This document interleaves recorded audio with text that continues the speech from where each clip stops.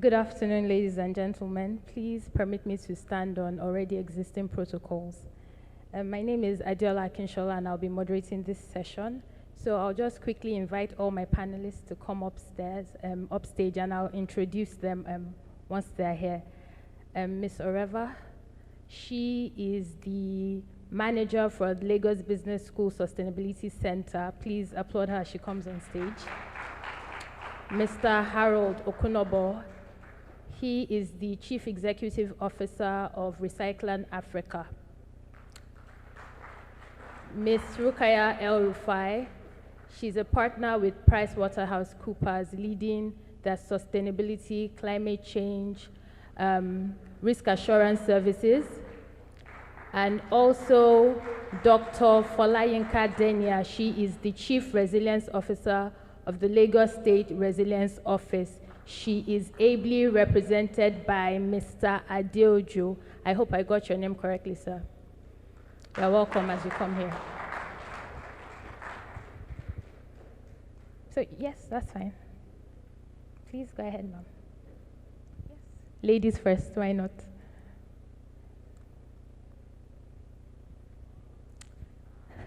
Okay.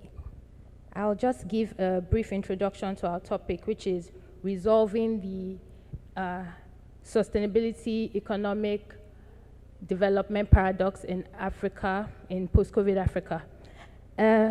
Basically, what we're just trying to decide or determine is how Africa, with specific emphasis on Nigeria, can meet her nationally determined contributions.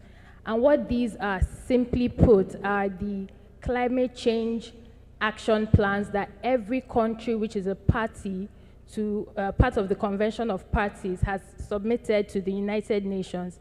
How do we intend to mitigate and adapt to climate change? That's really just what it is, simply. And my great panelists are going to help me in their respective capacities to discuss this. And I'm going to start by asking Orevaoghene a question. And it's just simply, in Nigeria's bid to meet these goals, please, okay, yes. In Nigeria's bid to meet her nationally determined contributions, which is her mitigation action plan or adaptation action plan, what things do you think should seriously be considered, not overlooked in the process? Thank you very much, Adeola, and hello everyone, both here and virtually, I'm assuming. So we have a lot of aspirations. Even beyond what has just been made clear by our president at COP, we have the SDGs, which we are committed to as a country. We even have our own national development plans, sustainable development plans. We recently launched the Agenda 2050, which has both environmental, social, and economic goals for our country. So a lot of dreams, a lot of things already put together. And really, we have to acknowledge that this hasn't been just government's ambition. We've had the participation of private sector, of civil society in coming up with these plans and hopes. But the main thing is, how do we get it done? You know, what's required? And at this point, I think net zero is a very, is a buzzword that we all usually get on and I think over the next 2 years, you're going to see a lot of things around net zero. But we can't forget the impact. Are we going to go to net zero and also have net zero that actually raises people out of poverty? Are we going to have net zero that, like our president says, how are we going to do this without creating an energy crisis in our country or in countries like Nigeria? So what's really important is keeping the impact that it has on people at the heart of all these aspirations. At the end of the day, sustainable development is about development that meets the needs of the present without taking away the ability of future generations to meet their own needs. How do we transition energy? How do we move our economies from subsistent, oil-based, dependent on one product mostly that we're exporting, to an economy that's resilient, no matter what climate change issues come up? How do we move our economy to a level that it's resilient, no matter if there's another pandemic? At the end of the day, it's about meeting these goals working towards these goals that we have at national, local, state levels, getting everybody on board, but at the end of the day, keeping the people of Nigeria or Africa at the heart of those plans. That's what I think is important. Thank you. So if I understand you correctly, whatever plans or actions that need to take place have to be sustainable and have to have the interests of the people at heart at the end of the day. Otherwise, we're not meeting our goals. And you mentioned the word resilience, which is very interesting. So I'm going to go over to Mr. Adeola because you're an expert on this. We've talked about sustainable development, and now we're looking at how we can do it in a resilient manner. And I'm sure you have some information for us on that. Yeah, good afternoon, everyone. First of all, Nigeria just submitted an updated NDC to the UNFCCC, I think sometime in May this year, one that captured the waste management component.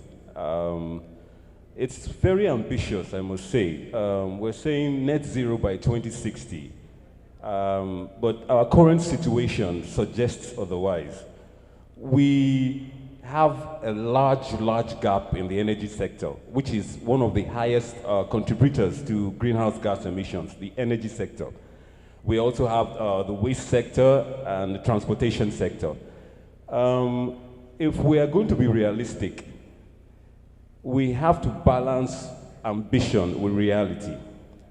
We do not have, the federal government has said that they would require $400 billion for generation, transmission, and distribution of electricity for them to meet any contribution, any commitments they have made with regards to greenhouse gas emissions.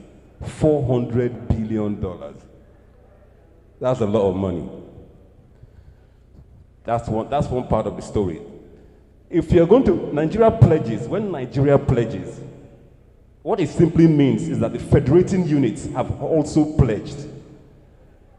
There needs to be a platform for the coordination of these efforts from the center, the federal government, around the states, so that everyone can be on the same page. In Lagos, for instance, we have policy documents that have provided for climate resilience considerations, adaptation and resilience considerations.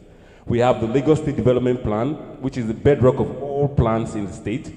We have the themes agenda of the current administration, which has put into consideration climate change mitigation and adaptation programs. We have the newly launched Lagos Climate Action Plan. What this is about is it's a collection or an itemization of initiatives targeted at climate adaptation and climate resilience. It includes initiatives for the energy sector, transportation sector, waste management sector. And then we also have the Lagos Resilience Strategy, which is a strategy that has envisioned Lagos as an efficient, effective, and an inclusive city. Let me not bore you with technical jargon. What the Lagos Resilience Strategy has done is to, through extensive consultations with media, with communities, academia, civil society organizations, government representatives, all relevant stakeholders, we were able to come up with a set of shocks and stresses, peculiar challenges to the city of Lagos. And then we preferred initiatives to address those shocks and stresses, those challenges. Now, in the strategy, the Lagos Resilience Strategy, we have initiatives targeted at this net zero, and we didn't even know that it would come up. We didn't know that when we were building this. Initiatives like development of an integrated waste management process or strategy in Lagos. What this involves basically is reducing the quantity of waste that gets to the landfill, encouraging recycling, waste-to-wealth projects, building material recovery facilities, landfill sites. The end result is to reduce the waste that gets to the landfill sites. We also have an initiative called the implementation of the Lagos State Strategic Transport Master Plan. We have a lot of emissions from vehicular movements in Lagos. You and I know how Lagos is when it comes to cars.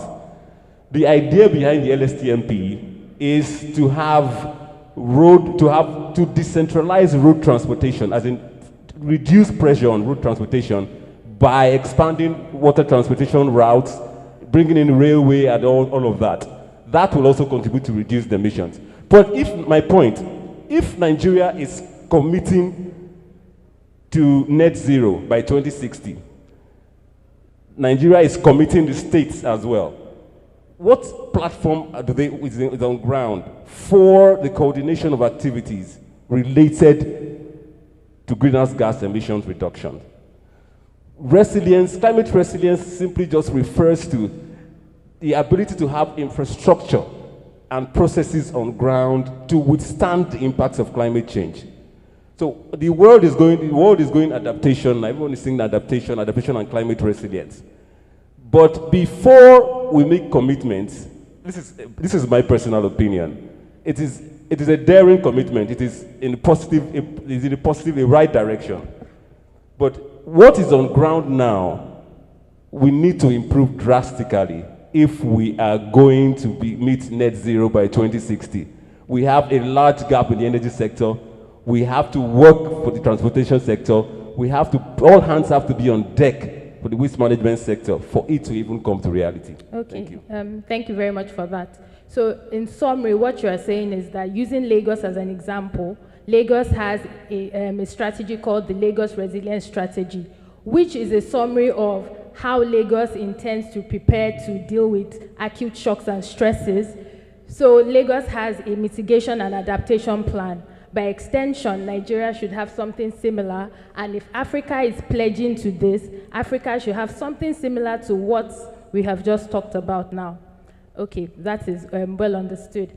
I'm going to go now to Rukaiya because the net zero by 2060 issue seems to be a bit controversial, and I'm really interested in your own take on that. Do you think that it is a realistic thing to say by 2060, considering you know, the economic situation of the country and of the continent?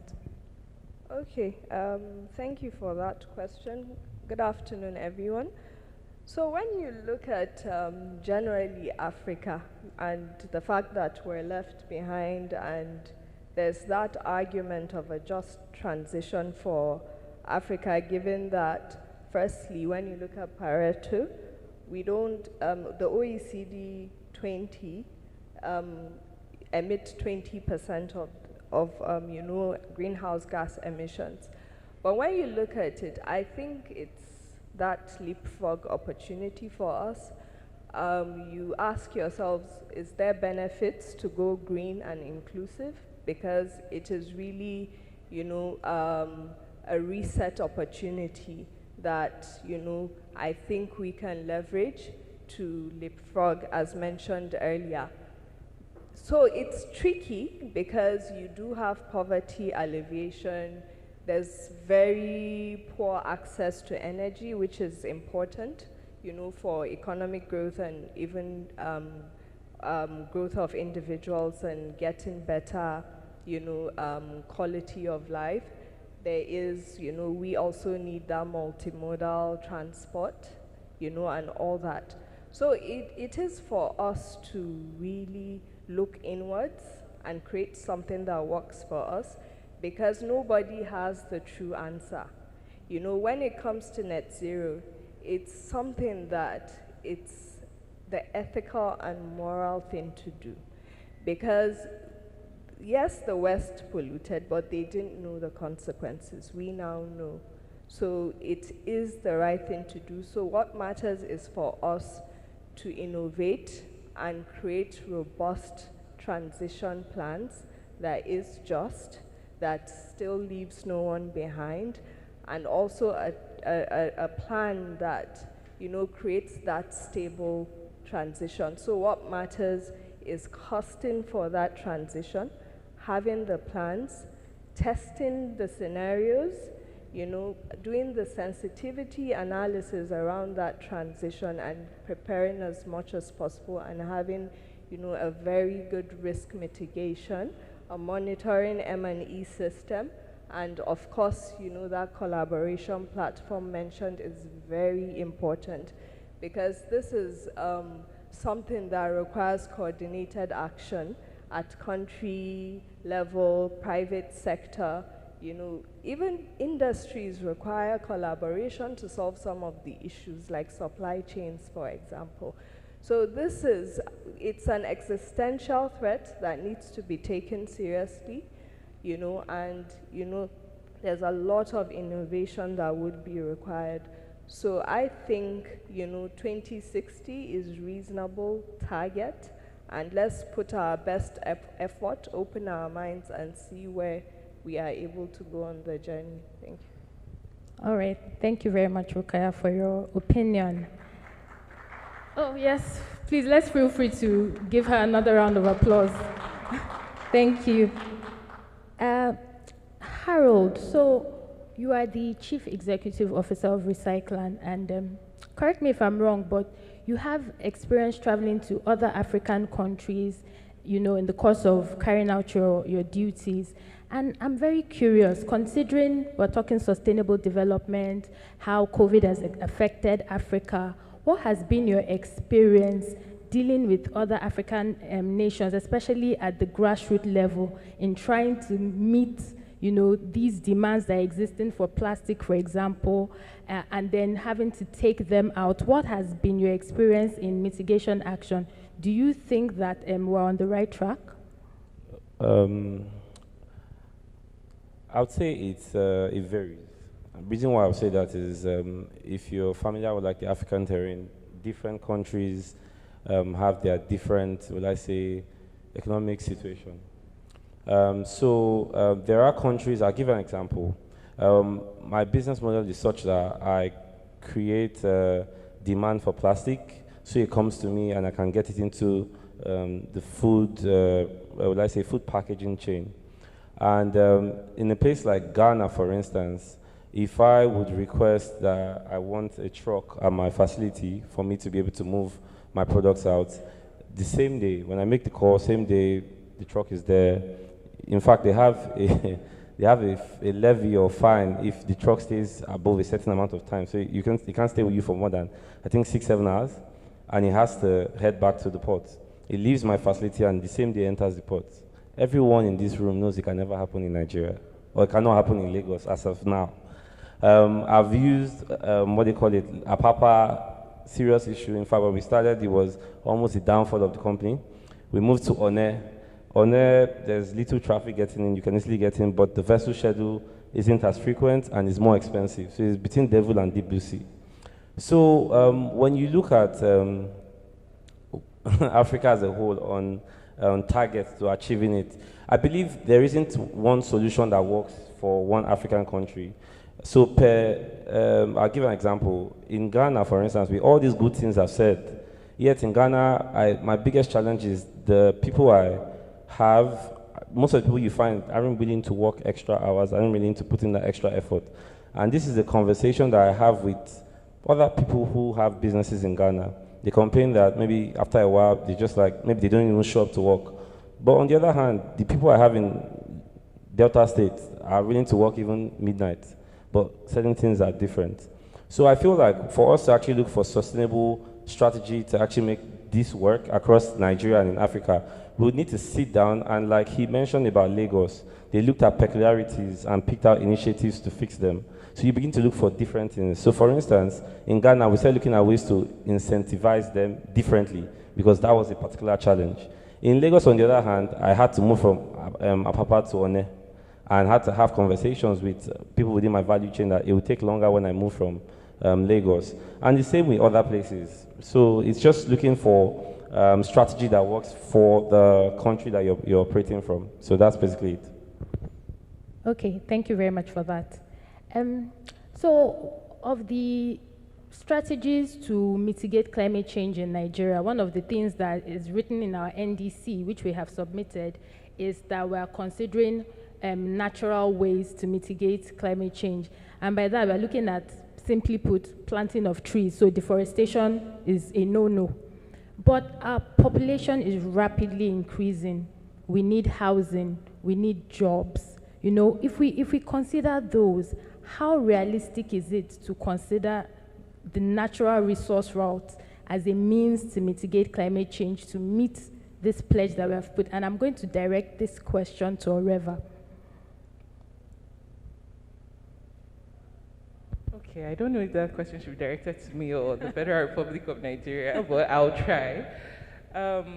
So even as a country, I don't think we have just one solution. You know, like Rukaiya rightly said, there are many, there's a pool of tools that are available out there. It's more about, are we testing and are we choosing the tools that are right for the particular interventions or the particular areas that we're trying to close those negative environmental impact loops, or to enable the transitions, and like she said, that would have economic trickle-down effects, right? Things that will, what are the things we can do in this, our drive for net zero, that will also give us net impact, net poverty elevation, net wealth creation, right? So it's more of integrating those social, or in sustainability field, we call it ESG.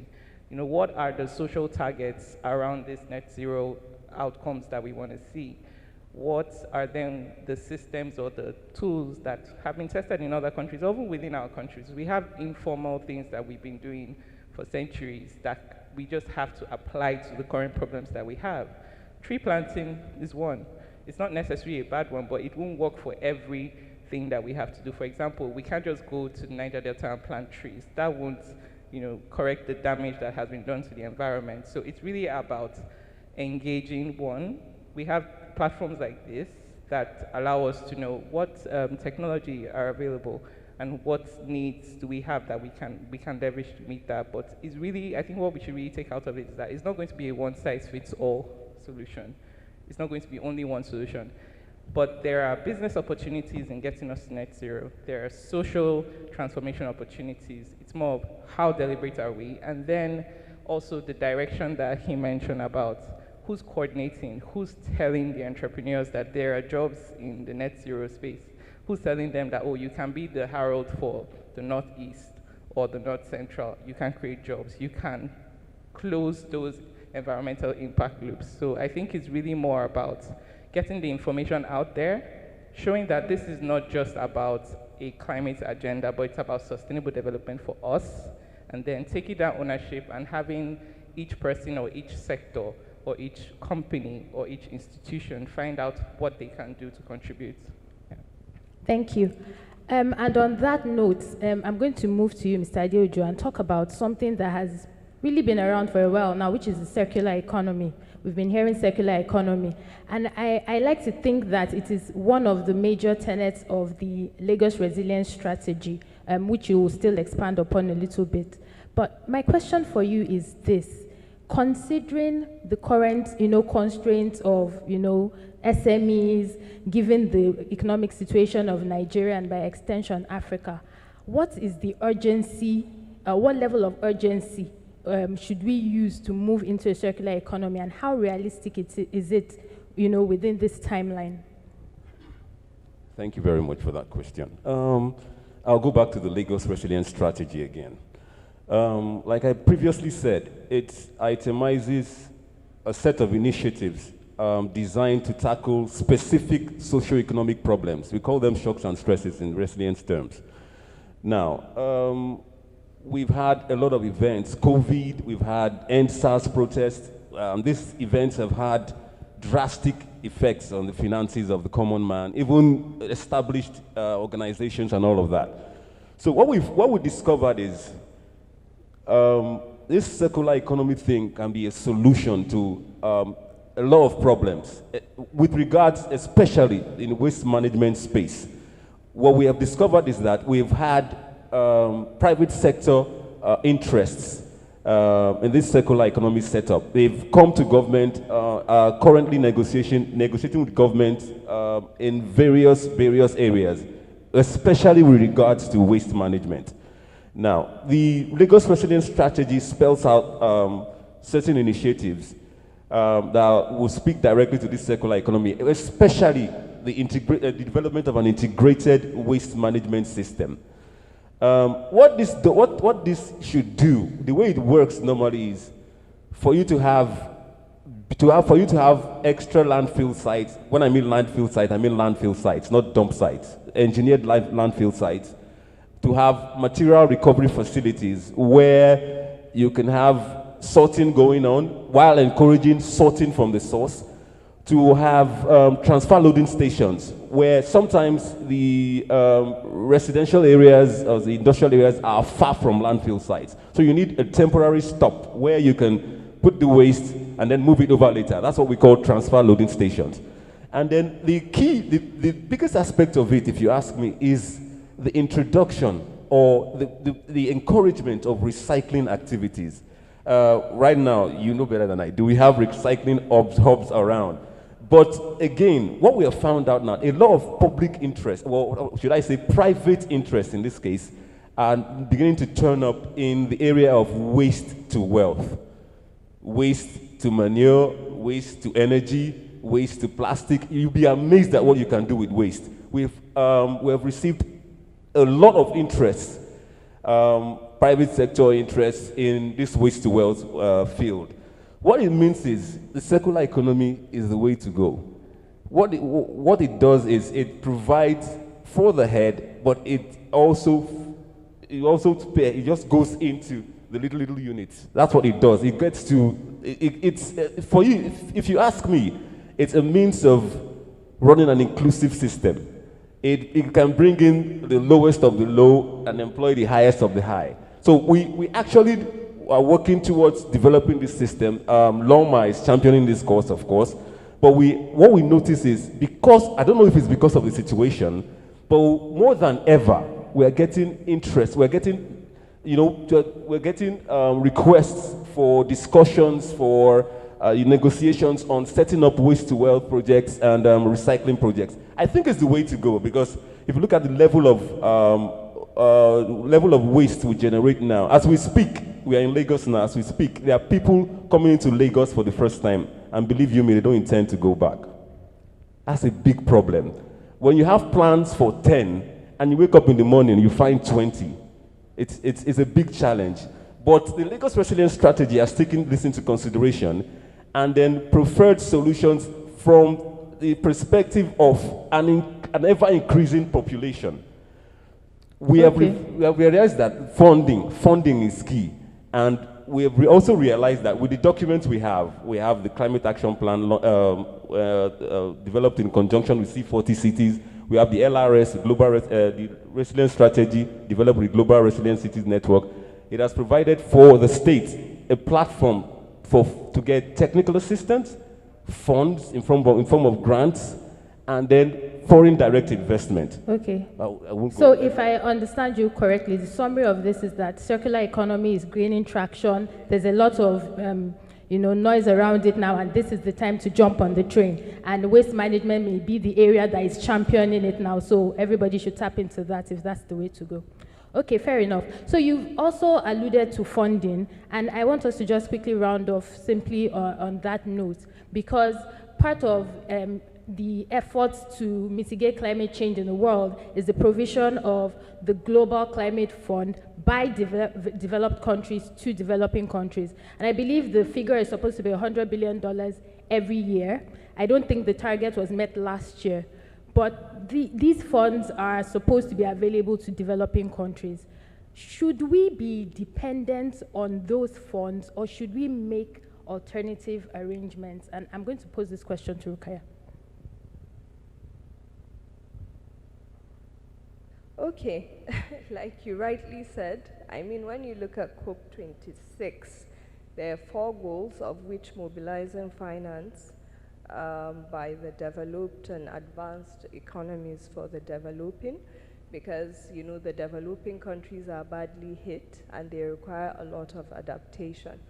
So there is that, but when you look at the future of finance, there's greening of assets going on, greening of funds, there's a lot of climate finance, climate funds, springing up.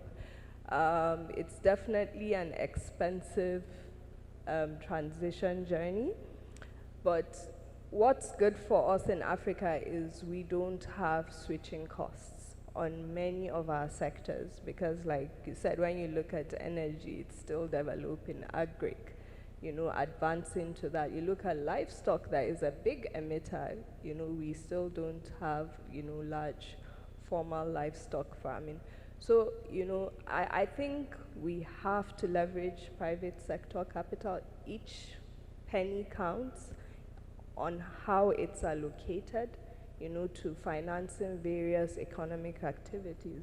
So it's all hands on deck, both public funds, grants, but what's really important, because I know African countries, I don't want us to enter that sense of entitlement and we don't do the imperatives that would attract, those funds.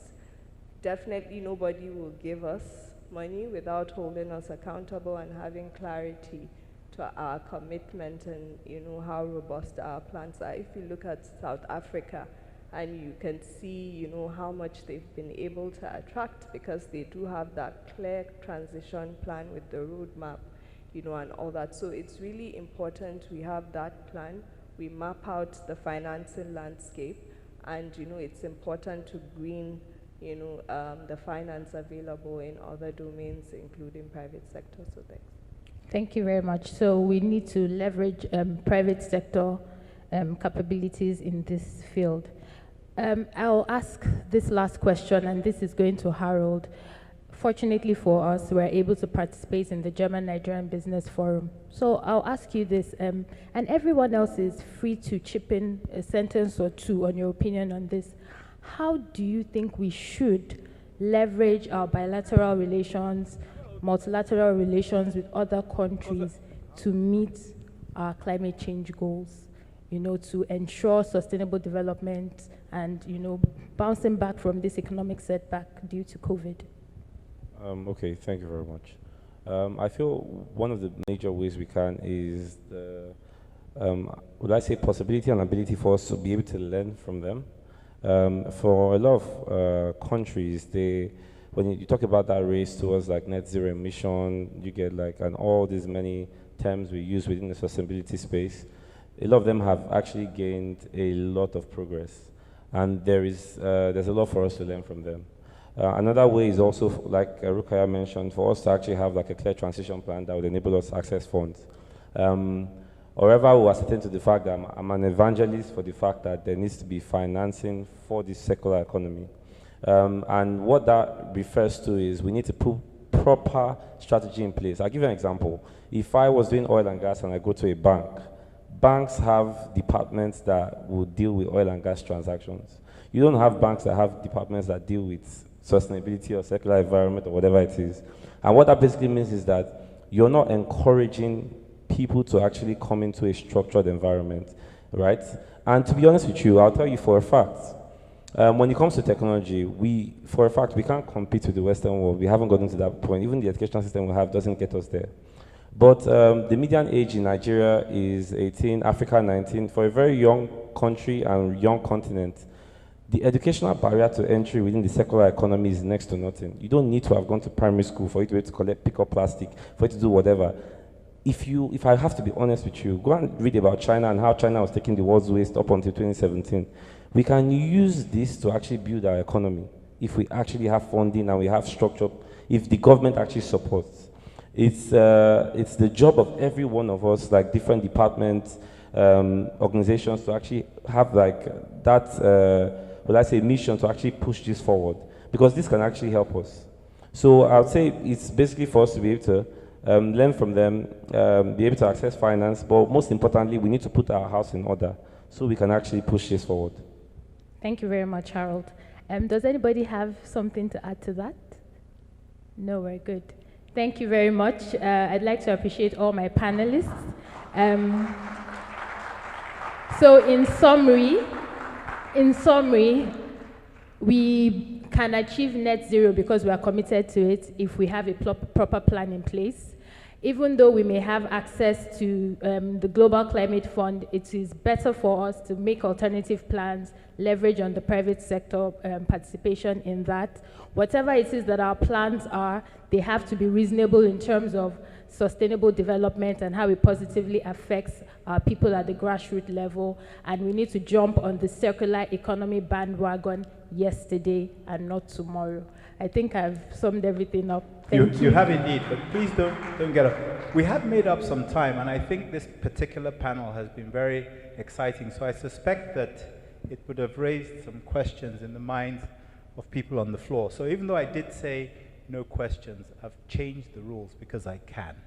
So please open it up and Okay, I'll just request that if we have any questions, if possible, after stating our names and our organizations, make the questions as brief and direct as possible and direct them to whoever we want to answer them so that they can just address it. Thank you. So please, who has any questions? Any? Okay, thank you. Mine is not a question. My name is Patrick Okonji. We are talking about sustainable development for 2060. And incidentally, most of the people here will not be there by 2060. And yes, now anybody that is around 40 years, when you add the number of years. So, for me, you know, we have had 1999, Water for All, then Vision 2020. All these have come and gone. For me, I think the way to attack some of this sustainability is take one project and everybody will gear his mind towards it. And that's to give us a workability plan. But to tackle so many issues at the same time, you know, to get sustainability, I believe it's a very tall order. That's just my comment. Thank you, sir, for your contribution. Please, do we have any other? Okay, someone is raising her hand. Please just tell us your question as briefly as possible. Good afternoon, all. I'm Mrs. Riska Tajala. My my observation is, it goes to the moderator herself. I learned you are from the LAWMA, and my observation is really about recycling. I want to say you are not doing enough concerning recycling. Please take that back to your organization.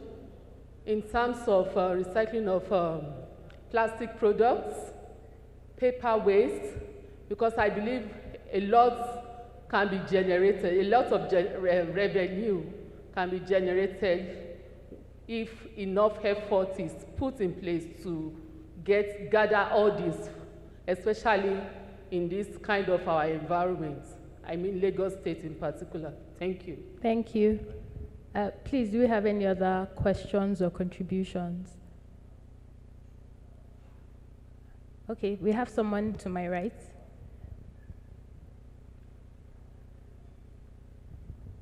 Hello, thank you very much. My name is Chris from AgriAc. We've had a lot of conversations about waste management, recycling, and all the beautiful things. I wanted to just ask a question relating particularly to my field, this is the agriculture. We know that Nigeria, Africa, has one of the highest level of post-harvest waste when it comes to post-harvest, before we go to processing and consumption. Over 25–30% of all that we produce go to waste at the end of the day. Is there any conversation around curbing or managing the post-harvest waste in Nigeria? Because we know it has a lot to do with a lot of economic values and both food sustainability and even before we get to 2060, we need to be alive, we need to eat to get to 2060. So the question really is there any conversation around managing the waste around that sector? Thank you. Thank you, Mr. Chris. May I ask who you're directing that question to specifically? Well, maybe Harold, yourself, anybody on the panel. Okay. Okay, I see that somehow, because I'm affiliated with LAWMA, a couple of questions have somehow come my way. So I'm going to ask permission, because this is not about me really. I'm going to ask permission from the audience and the organizers. Am I allowed to answer these questions? Yes. Yeah. Okay, so I'll answer you first, madam. LAWMA is a regulator and an operator. LAWMA does not own any recycling plants. It is not LAWMA's place to recycle.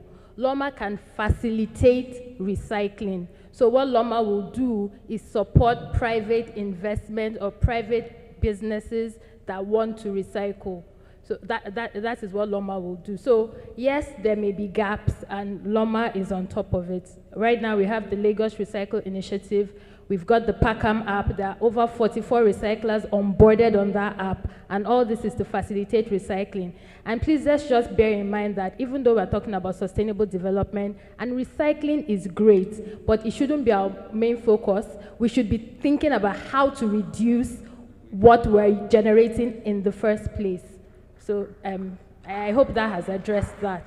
And so, Mr. Chris, to answer your question, currently there's a facility that is at Odongunyo. It's called Earth Care. And what Earth Care does is that they convert organic waste to compost. That is what Earth Care does. And right now, LAWMA is encouraging any kind of investment in conversion of organic waste to compost, or whatever it is your idea is, basically. So like I said, LAWMA is a regulator and an operator, and in that wise, we're encouraging people that have great ideas to come on board. So we're open. I hope that has answered your question. Adeola, can I add to that? Oh, please go ahead. And I think just to, maybe because I'm an academic, so I'm always trying to teach or give more information. So when it comes to packaging, if we're looking at plastic or paper, in Nigeria, we have what's called the EPR, Extended Producer Responsibility. So as far as Nigeria is concerned, if you produce a product, you are responsible for the entire life cycle of that product, the producer of that product. So if you see any plastic where it's not supposed to be, yes, the government, or in this case, LAWMA, Lagos State, is the regulator, but it is the responsibility of the producer. And we know that NISRA, under the Ministry of Environment, have doing a lot of work, and we now have organizations like the Food and Beverage Recycling Alliance, where the producers or the users of this packaging are trying to get it back. But what we've seen through the circular economy is that that's a business opportunity. And like Harold said, how are we making the business ecosystem understand the finances around that, understand the logistics issues around that, understand the kind of laws that need to be created to enable more SMEs, young people, more businesses to go into that sector and solve that problem. Same with the issue of food waste. There are two opportunities there, cold chain and also waste management. We don't actually want that food to become waste. We have hunger, we have poverty. Why are we losing so much food, right? So there's a business opportunity there around cold chain. So it should be, our conversation should be going towards more of, where are the solutions that we can even leverage as business people, as Nigerians, so that we don't have this turning into problems that we're calling LAWMA to come and solve, right? At the end of the day, it's not only their responsibility, it's ours. Thank you. I'd like to thank all my, you have something. Oh, okay. Do we have enough time? Okay. Okay, I just want to add a bit around the agricultural waste as well. I mean, when you look at the impediments and the issues, you look at infrastructure, and having the agro-processing capabilities, but I honestly think as we are not very innovative, because some places, when you look at things that are highly, wasted, you look at tomatoes, for example. When I was looking at on YouTube how tomato paste is made in Sicily without, machinery, or all you need is a wooden table and just normal stuff. You look at fruits, why are we importing jam? Sometimes I think if farmers can be clustered into cooperatives, there are some little quick wins here and there that can be done that I don't understand why it's not being done. But I think by the time we embrace circular economy, even looking at waste between the forms of agric, livestock, between crop farming, you know, producing feeds and all those things. There's just a lot of potential in those areas. So there's a state in Nigeria that has done, you know, an industrial plan based on circular economy that even tries to calculate the gross value add to the agri contribution to GDP if that waste will be converted. And all this came, you know, into the spotlight by just adopting that circular economy hat and looking at the solution from the value chain of agric, for example. So thank you. Thank you very much.